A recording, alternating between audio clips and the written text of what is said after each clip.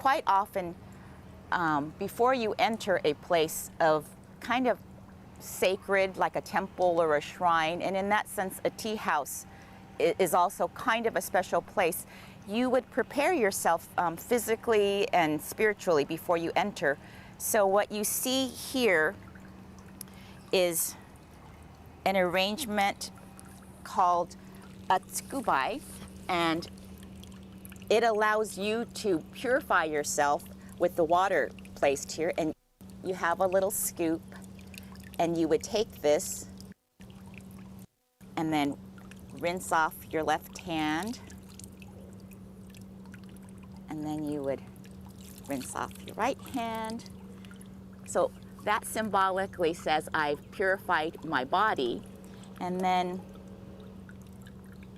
you can take this water into your hand, and then you've purified your inside too.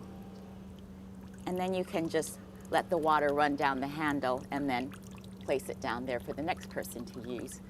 And if you were ever in Japan and you get overwhelmed in front of the shrines or the temples, you don't have to worry, because there's big signs, big posters, you know, for foreigners that tell you exactly step by step, do this, 1, 2, 3, and then you're good to go.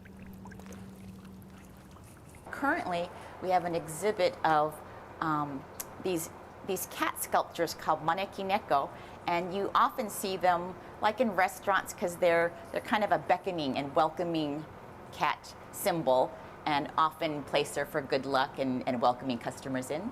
So come on in.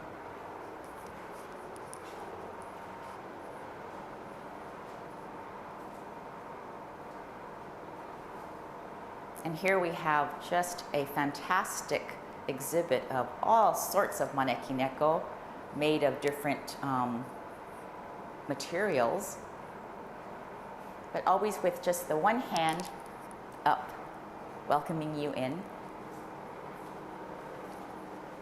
What you're seeing now is called the Karesansui, the dry stone garden. A factor that appeals to me a little bit is that you don't need plants to have a Japanese garden. They're optional.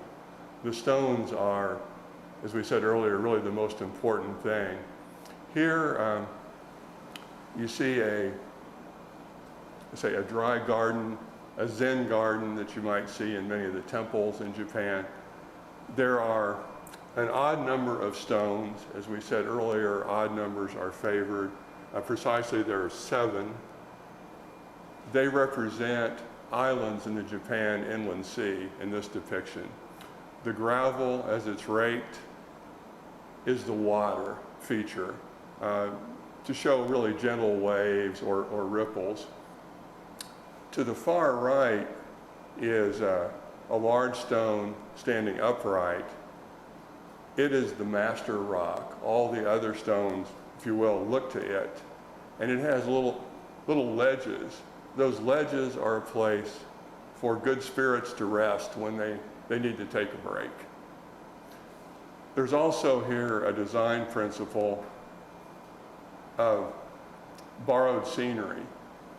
You look out here, you're seeing out into Balboa Park, way beyond the boundaries of our garden, but that borrowed scenery helps to give an enlarged feeling, to give you a feeling of more openness and more space.